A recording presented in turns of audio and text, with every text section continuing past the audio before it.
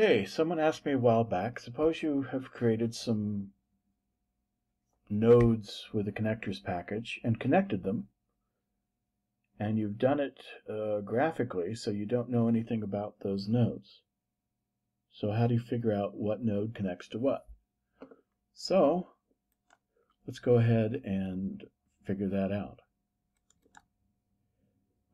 First thing you would start with is browsing the class library to see what is going on. Notice I just selected the class name and did a hotkey B to bring up the system browser. And we see a bunch of methods in the method pane. But none of these seem to have anything to do with connectors. So let's right-click on the class name and browse the hierarchy. And this brings up the nested list of superclasses.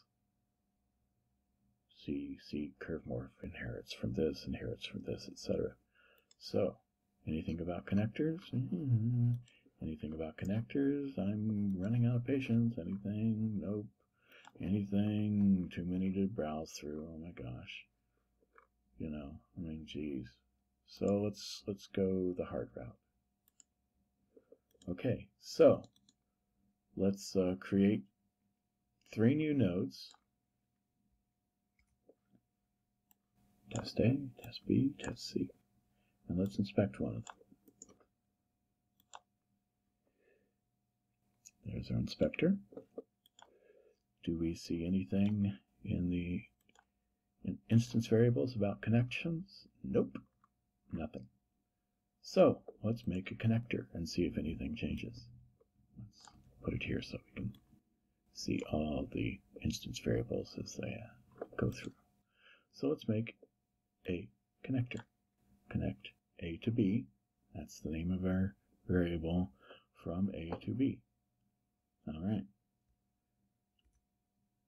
And sure enough, something happened. Connected constraints, a weak set. Well, where is that? That's an extension. Okay. So, can I actually get to that programmatically? Remember, in the inspector window, self refers to the object you're inspecting. So how about self-extension? Yeah. Now we're cooking. So, what do we want? Let's inspect that. And see where we find things.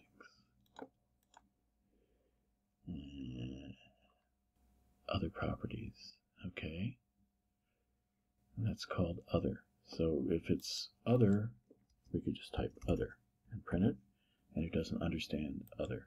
How about other properties? Other properties. In fact, yes, it understands that.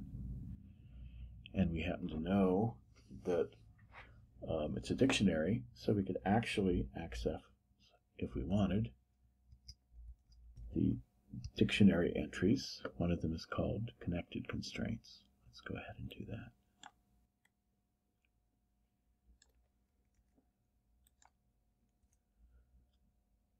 Oops. Connected constraints. Let's just do connected constraints. And evaluate it for the print. There's a weak set. Okay, now this is getting wordy. The fact that this is a symbol suggests to me maybe, just maybe, connected constraints isn't actually a method. So let's see if we can find that method.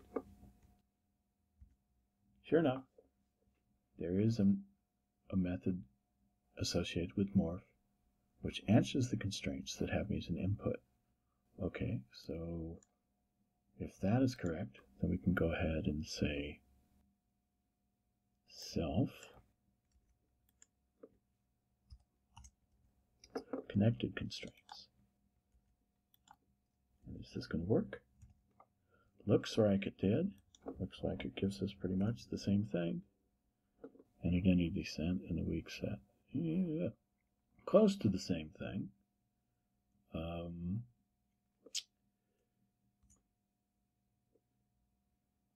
let's see what happens. A set, whether it's an identity set or a weak set, is hard to work with, at least when you want to get some item out of it. So let's just say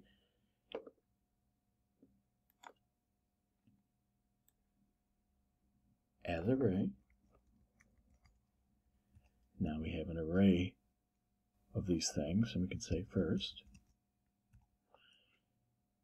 And you notice we're starting to like drill down and inspect and inspect. So let's open up a different kind of window. The Explore window. Okay, to cancel these changes. No. Okay, the Explore window, we can explore, and we get this more static way of looking at what's going on in our object. With the Inspector window, things change very fast. With the Explore window, things change generally not at all. See, we don't see anything happening with our balance, for instance. Okay, so we now know we've gotten down to this connected constraints thing by going through extension, other properties, and connected constraints. And that has one of them. What's inside here? Well, I don't see anything really too well connected. Oh, yes, we have. We have inputs. So we're going to go with inputs. Let's see what happens if we go with inputs. Inputs. We get our original curve morph. Okay, that sounds nice, but we want the other one. Okay, so let's go back up a step. We got,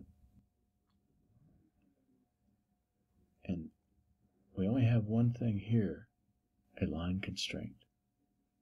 We have a thing here called a connector morph, which is the owner.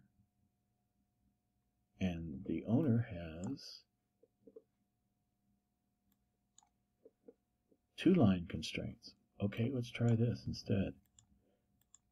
Let's try owner. Yeah. And then let's try submorphs. Okay, now we have two line constraints. And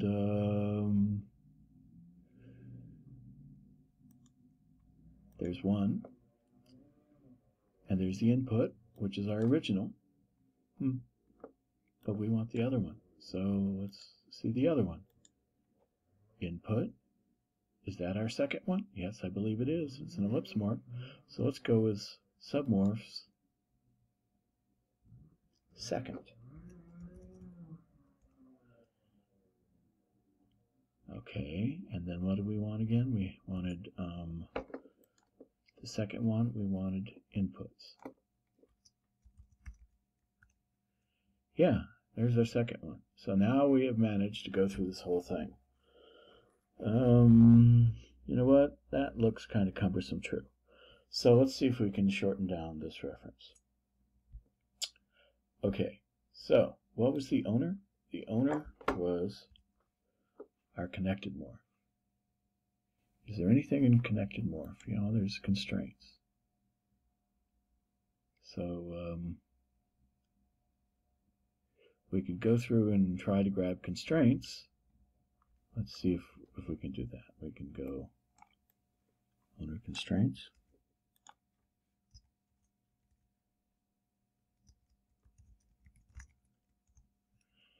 Yeah, but we're not getting too much more than what we had before. Owner constraints. Yeah, that's a way of doing it. We've now got our two constraints. So we can just go with oh,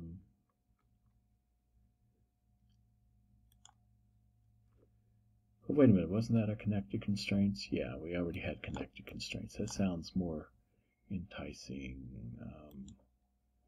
Extension, connected to other properties. As array first owner.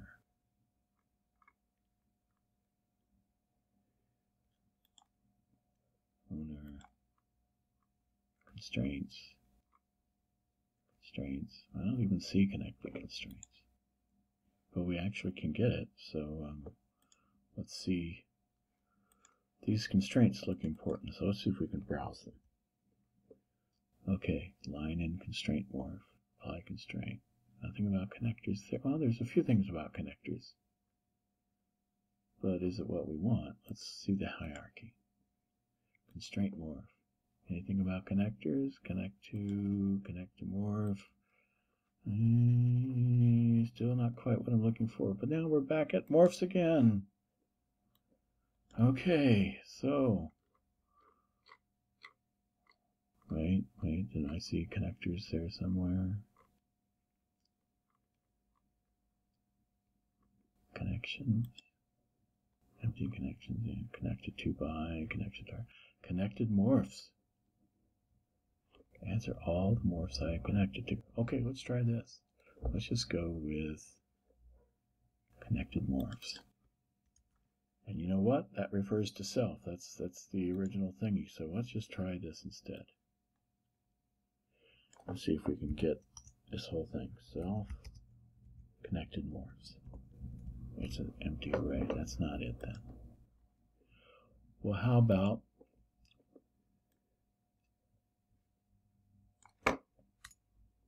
owner connected morphs? Is that good as what we want? Yeah, there we go. So there's our easy way, it looks like, to get the connected morphs. Now remember, we only have right now 2 connections, so let's go back up a step. Or better yet, let's go back over here where we have 5 connections. Let's inspect this. And let's see, connected constraints. We're referring to this object here, which has 1, 2, 3, 4, 5 connections. So what happens if we go with connected constraints? We get an identity set with 5 constraints. This looks promising. So let's go ahead and make this an array. As array first.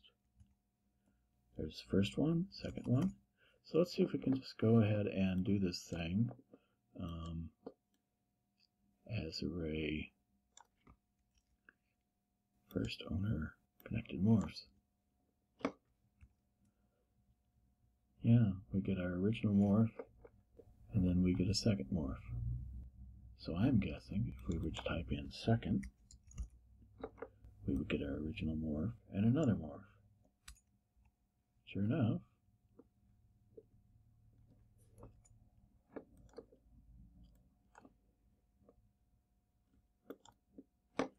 connected morphs. Sure enough, there we go. See, we can go through with third.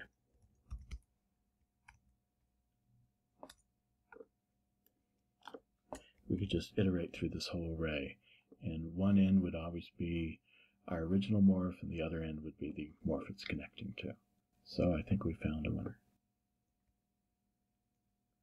And by the way, if we'd gone through this whole thing and without finding abbreviations, just by going through the Explore window and finding references to references, eventually we would have found this mess. Aren't you glad that I abbreviated it? But that's the full way of just going through and grabbing objects that refer to objects that refer to objects without worrying about shortcuts, like using self-connected constraints instead of self-extension. Other properties had connected constraints, etc. So here's the long-winded method, and here's the shorter method.